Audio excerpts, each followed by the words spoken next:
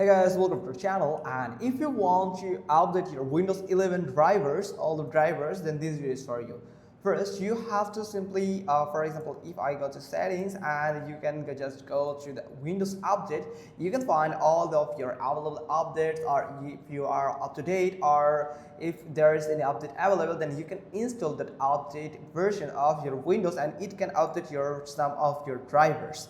Then you can go back to your Windows home screen and simply click on this Windows button here and search for device manager. Here it is. Simply click on it, and from here you can see there is different types of drives that are available. For example, the computer drive or disk drives here. If you want to install, if you want to update it, then you can right click on it and you can find after driver. So let me show with this display drive or the graphics driver here. For example, this one here.